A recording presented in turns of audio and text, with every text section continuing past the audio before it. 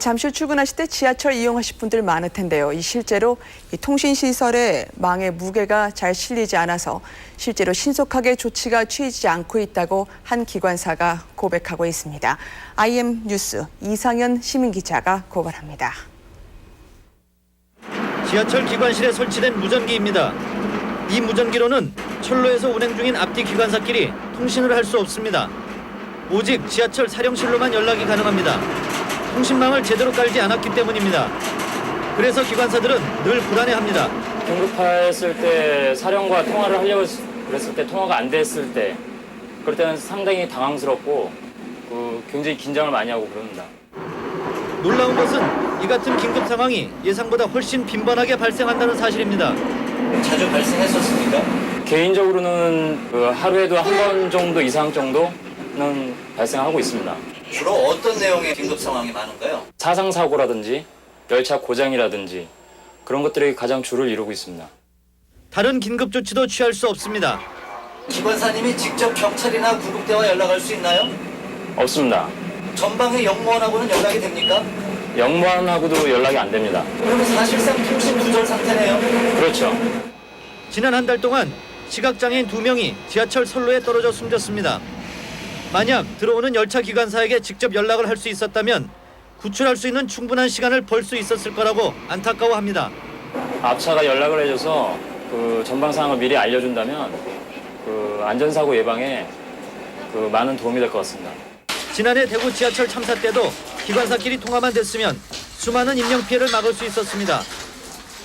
1년 6개월이 지났어도 지하철 무전기는 여전히 먹통입니다. 관계 기관에서는 시간만 끌고 있습니다. 저희들이 이제 국가통합지휘 무선통신망을 현재 구축을 진행 중에 있습니다. 언제쯤 그게 완료되나요? 현재 내년도의 시범 사업을 거쳐서 2007년까지 단계적으로 구축할 계획입니다. 이토록 위험한 통신장애를 가진 상황에서 우리의 지하철은 오늘도 위험 속을 질주하고 있습니다.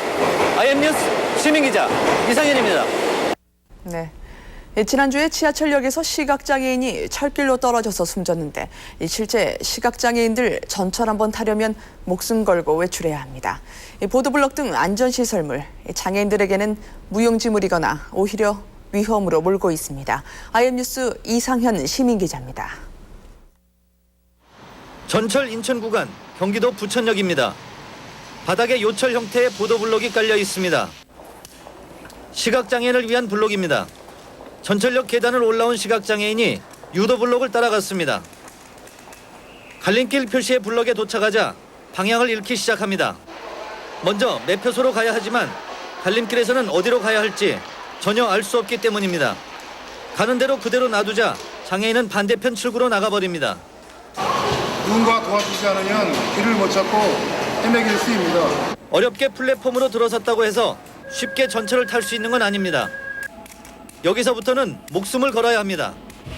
철로 바로 앞에 점자 블록이 있습니다. 이 선을 넘지 말라는 뜻입니다. 이 점자 블록은요, 시각 장애자들한테는 이게 생명선이거든요. 그렇지만 장애인들이 여기서 멈추기는 쉽지 않습니다. 철로와 간격이 50-60cm에 불과하기 때문에 한 발만 헛디뎌도 철길로 떨어질 수 있습니다. 실제로 지난 1년 동안 철길에 추락해 사망한 시각장애인은 5명에 달하고 있습니다. 이 유도 블록을 좀 더 안쪽으로 설치 좀 해줬으면 좋겠습니다. 사고가 계속 발생하자 철도청에서는 역무원이 직접 장애인을 안내하는 제도를 도입했습니다. 왜 아무도 없으십니까? 나가는 길이 어디예요? 제가 안내해드리겠습니다. 예, 감사합니다. 저희 직원분들한테 요청을 하시면 탑승 시는 물론 도착역까지 연락을 취해서 마중을 나와서 안내하도록 되어 있습니다.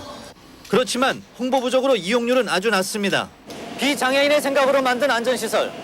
이것을 직접 사용하는 장애인의 입장에서 생각해보는 배려가 아쉽습니다. IM뉴스 시민기자 이상현입니다.